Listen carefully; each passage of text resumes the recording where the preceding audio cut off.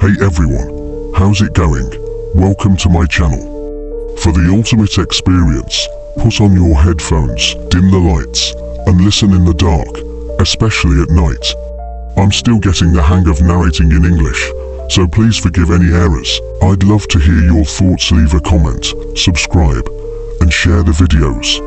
Oh, and you can have your own story featured right here. Just send it to us by email. I'm the chameleon. Now, step inside the house of horror.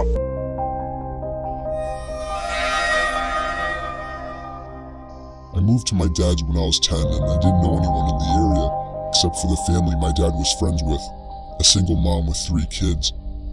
Luckily there was a girl a couple years older than me. She was 12 at the time I met her, and we got to know each other a little over a couple of years. We weren't close, but we ended up having the same friends. One night my friend Rob was hanging out with her and her younger brother. They happened to be in the house alone because my friend's mom was at work. Her mother has been helping this one lady through her work and got to know her fairly well. She found out her sister was in a mental institution and was let out recently. The night Rob is hanging out with my friend, they get a knock on the door. My friend thought it was just their mom, since she knocks a certain way when coming in, and he answered it without thinking. Rob wasn't supposed to be there and he took off through the window to his house down the road. He never thought twice about it. It wasn't her mom. It was the sister of the lady her mom was helping, and she figured out through talking to her sister where her family lived and her mom's working schedule. She came in. This is where I don't know the details, and I'm glad I don't. My friend's younger brother got away to the neighbor's house to call the police. The lady brutally murdered my friend a week from Christmas, decapitated her, and left her body naked in a bathtub. She even hid her head. They had to look through the presents, and I don't know where they found it, but they did. I wasn't allowed to go to her funeral. It happened to my wife's grandmother about 15 years ago while we were still dating. Her husband had just passed away about a year previously, but she'd been going down to the library and volunteering. It was exercise and socialization. This was in the winter, so her walk back was while it was getting dark. The library closed at 5 and there was some extra stuff to do before everyone actually left. And on this particular night, she turned down a ride from another volunteer because she needed to stay in shape. The house is about a mile away through some lightly wooded area in South Texas, and as she's about halfway home, she notices someone behind her. He's walking the same direction and gaining on her, which in itself isn't all that particular. She's old and thus not particularly fast, but in this case he seems vaguely sinister. They keep walking. Pretty soon he's right behind her. Then he falls into pace, just staying behind her. Now she knows something's up, but she's almost home. She can see the top of her driveway coming up, and she leaves her lights on so it'll look like someone's home when she's walking in. She just needs to make it another 150 yards, then 100. All that time, she said he was so close that she could feel his breath on her neck. Around maybe 50 yards, it happens. A strong hand on her shoulder. Okay, bitch, don't turn around and hand over your purse or I'll cut you. She stops for a second, then takes one big step forward, turns and shoots the guy in the neck with the .38 she keeps in her purse. The guy spent the next 5 years in a prison hospital before he died of complications. My wife's grandmother passed last year, but up to the end, she lamented that she pulled the trigger too soon. When I was young, I'd say 8 to 11-ish, my sister, whom is 7 years older, would babysit when my parents were out. At the time, she smoked a lot and my parents made her smoke outside, of course, so I'd follow her outside, play around, annoy her and such. One day my sister notices a car at the end of the driveway, just sitting in the road. It's a white SUV with a bike rack on top. It has the most tinted windows I've ever seen. You could not see inside from the side. It sat there until she went inside, then would drive to the end of the road and sit at the church parking lot and wait until she'd come out again for another smoke, and it would repeat this. Odd, but my sister is a brave lady and just kind of ignored it. That is, until the next day while my parents were out again, and it showed up again. It would sit at the end of the driveway and just watch. don't know what the driver was doing, but he was watching my sister. I know because if I didn't go out, I'd watch from the front window and it would just sit there and watch my sister. She told my father, who was a sheriff deputy at the time, and he called the cops and made a complaint. They showed up, looked around, but the SUV was nowhere to be seen. Months went by and nothing. Then one day, a good 9 months after this had all started and around 4 months since the last sighting, it was back. It became a regular occurrence. Another day, my sister was outside doing her nasty habit, and sure enough, here it comes. This time we were all alone as usual, and she decides she's had enough. She tells me to stay in the carport and she's gonna go confront them. She starts walking toward the SUV, and halfway down the driveway, she would later remark to us, "I felt utter terror, like I knew if I went any further, I was dead. I was paralyzed by pure fear." She turned around and went inside. Finally, the family car was in the shop for some kind of issue, so we were all stuck home for the night. While my parents are home, my sister goes outside to smoke. I go outside with her, and eventually the SUV shows up. She tells me to run inside and tell my father, and I do. My dad promptly gets his gun and starts briskly walking down the driveway with it in hand, in the direction of the SUV, but not leveled towards it. The SUV floored it down the road and peeled out onto the nearby large highway. My dad, being a cop, noted the year and model and distinguishing features. The scariest thing, the license plate had been covered in duct tape. We never saw it again. I was just 4 or 5 years old and my parents had just separated. My mom was living in a 2-bedroom apartment. I had my own room, but I preferred to sleep in her bed whenever I was staying with her. Our 2 bedrooms were at the end of the hallway, directly across from each other. Our apartment was on the first floor, and I remember that it was in the middle of the summer, and my mom had a window open in her room, which was directly behind the bed above the headboard. Anyways, I woke up in the middle of the night and remember sitting up and seeing that our cat was sitting in the doorframe of my mom's room. I should note her door was open and you could partially see into my bedroom. This was strange because our cat was typically always in bed with us. As I was watching him, he walked into my bedroom and meowed. I turned to face my mom and woke her up. In the 3 or 4 seconds it took me to wake her up and ask me what was wrong, we both looked back up at the doorframe, and there was a man standing by my open door, making his way out of the bedroom. I still don't know how she managed to do it so quickly, but my mother proceeded to pick me up and literally throw me out of the screen window. She quickly followed and we were able to start screaming for help and someone called 911. The police came but didn't see any signs of forced entry, only that our front door was unlocked, which led them to believe that the man must have exited that way. The strange thing was that my mom swore up and down that she had locked the door that night with the deadbolt and chain lock. About a week later, she was cleaning the kitchen and opened up our water heater closet and found a notebook with names and drawings, as well as a pair of gloves and some gum wrappers. The police were called again, but all they could do was speculate that the man had been in our house and hid until we were asleep. One day while doing my laundry, one of the lights blew out in my basement. My basement is set up so that the laundry room is split up from the other side of the basement with a wall and a door. In order to get upstairs, you have to exit the laundry room and go through the other part of the basement. So the light blew in the other part, not the laundry room. As it was the only light on that side, it was pretty dark. I finished the laundry I had to do while dreading the walk through the dark basement.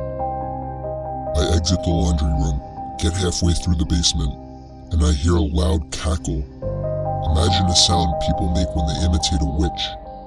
Take that and imagine the witch had been smoking for 50 years, making her voice deeper and hoarser. That's what I heard, clear as day, right behind me. I didn't hesitate to bolt for the stairs. I waited until my father got home and then changed the bulb. I have yet to hear that cackle since, and I've not told a single person in the house about it. This happened to a friend of mine. She told me about it about a year or so ago. We'll call her Minji. Minji is in her late 20s and works as an English tutor in South Korea. One evening, a few years ago, she was tutoring a high school boy. They were up studying pretty late and the buses stopped running. Being a long way from his house, the boy asked if he could crash on her floor overnight and get the first bus in the morning. Minji was very reluctant because inviting a teenage male student to stay the night didn't sound like a great idea, but he was begging her and eventually she relented. They went back into her one-room apartment and she got into the bed while he laid a blanket out on the floor and they both fell asleep. A few hours later, at maybe 2 a.m., the boy wakes Minji up. "I'm really hungry," he says. "Let's go get some food." Minji opens her eyes and looks up at him in disbelief. "Food? Now? It's 2 a.m. Go back to bed." But the student insists. "No, I'm so hungry. Let's eat something now." She tells him that there's some ramen in the kitchen and he could fix himself some. This doesn't satisfy him. He doesn't want ramen. "There's a 24-hour place just down the road. Let's go there." Eventually, after several minutes of persuasion, the boy gets Minji to come with him to the restaurant. They leave the apartment and head out. As soon as they're on the street, the boy turns to Minji and says, "I'm not hungry. I woke up in the middle of the night and looked under your bed. There's a man sleeping there."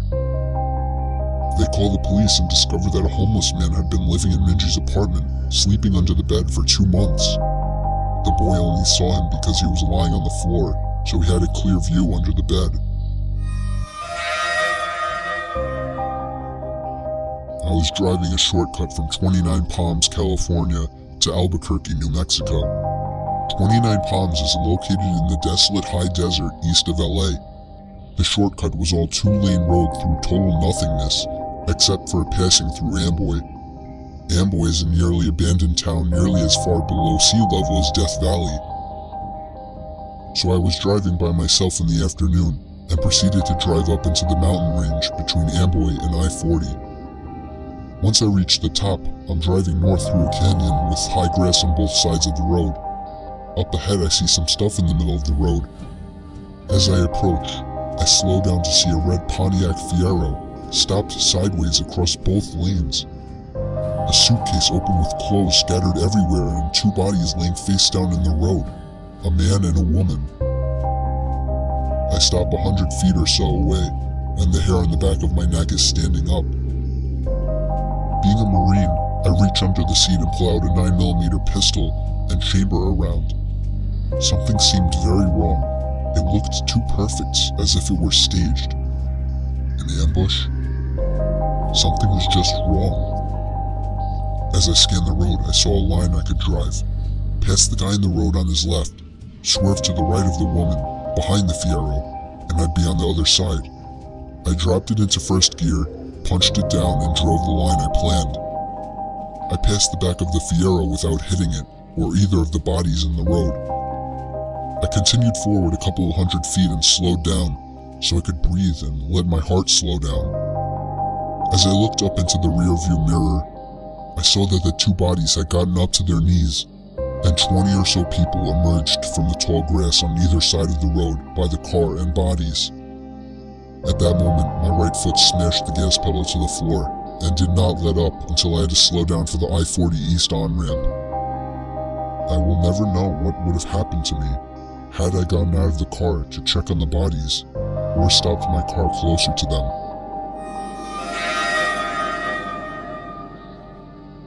Some friends and I were doing some night fishing on the James River. We were sitting along the shoreline with a nice fire going, accompanied by the usual idle talk and a few beers, when suddenly, everyone just stopped talking, like a switch was flipped off. We were all staring across the river and felt as if something, or someone, was staring back. It was a very uneasy feeling, to which some of the group tried to shake off with typical macho humor, when a blood-curdling sound erupted from the other shore that froze everyone in their tracks.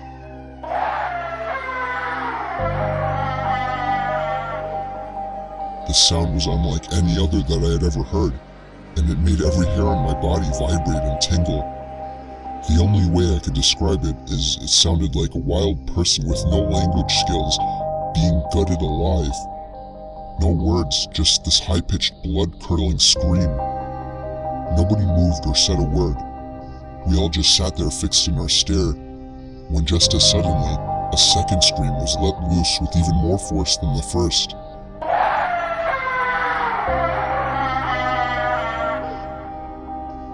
By this time, several of us were sprinting to our trucks that were parked a few yards away, retrieving various firearms. When we got back, we all sat there quietly, with our eyes fixed staring toward the opposite shore, watching the light from our fire reflecting off the rocks. We sat there waiting for another scream, or something to move on the other side of the river. Finally, a third scream came just as suddenly, but this time, it was on our side of the river, coming from the bushes about a yard away.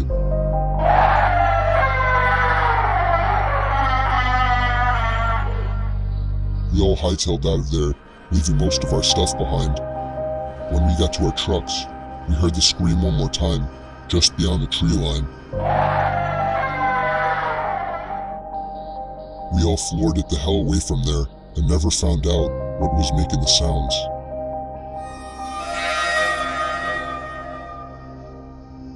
It was a Friday night, and my friend was picking me up in his car from my house. I was in a hurry since we were running late for the hockey game in the city. The whole car ride there, we were having such a good time that I hadn't even noticed that I didn't have my phone. I searched the car seat, the floor, but it wasn't in the car. I was sure that I had just forgotten it. During the hockey game, I couldn't stop worrying that maybe I had dropped my phone somewhere, so I borrowed my friend's phone and ran to the bathroom. I dialed my number and hoped someone at my house would pick up. It took 3 rings before somebody picked up, but they remained silent on the other end. I yelled into the phone that I was just checking if I'd left my phone at home. They didn't answer. I assumed it was my little brother just messing with me, so I hung up. I got home late that night to see that my parents weren't home. I got inside my house and called them to see where they were. They told me that they had gone out to eat and see a concert at the park with my little brother. They said they left soon after I had for the game, and they should be home in around half an hour. So I hung up and proceeded to look for my cell phone. But then I realized, how could somebody in my family have picked up my phone if they hadn't been home? I felt a pain in my stomach as fear swept over. It was at that moment that I heard the back door to my house open and close. I immediately jolted out the front door to the neighbors and called the police. Apparently, the back door was left open and somebody had simply walked into our house. Nothing was stolen, but the scariest thing is the thought that we could have fallen asleep with a stranger in the house. A while back, there was a family that moved in next door to my family. They had a son who was just twisted. He was obsessive over slasher movies and always wanted me to talk about shit that happened during my time serving in Vietnam that no normal person would want to hear. He also loved tormenting stray animals.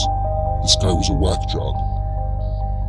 He was 19 at the time and my daughter was 7, but he always wanted to talk to her. He'd strike up conversation with her when she walked home from school. He would talk over the fence at her when she was playing in the back. But what really set me off was when he called our house looking to speak to her. That was it. I went over and flipped shit at him and his parents. Told him to stay the hell away from her and I'd better not ever see him again. That's when things got weird. My daughter was always a little imaginative and paranoid. She would think there were monsters under her bed and whatnot. So when she told me there was something living in her closet and she was too scared to get up and tell us at night, but it wasn't there in the daytime, we blew it off as no big deal. A few weeks went by and one night my wife and daughter were staying at my mother's for a girls' night. So I turned the key on the HBO box and watched me some movies, eventually falling asleep downstairs. At around 2 a.m., I get a call from my neighbor with a creepy son, telling me something along the lines of, "We saw that you were up, so we called. Our son is missing. I went by his room to use the bathroom and his door was open, which isn't usual, and there was no sign of him. We need help looking for him." The phone call woke me up though. I wasn't up, so I asked why they thought I was. "Oh, we saw you walking around upstairs and the light is on." My blood ran cold as ice. I'd been passed out on the couch and I know no one turned any lights on. I hung up on them, ran outside to my truck to grab my shotgun, but noticed the sheriff pulling up to my neighbor's house by this point. I booked it over and told him there was someone in my house, and now I could see the lights in my daughter's room were on, and there was a silhouette pacing back and forth. When the deputies went in, they found the neighbor boy there waiting in my daughter's room with a nice little setup in her closet. He said he liked to watch her sleep in the moonlight.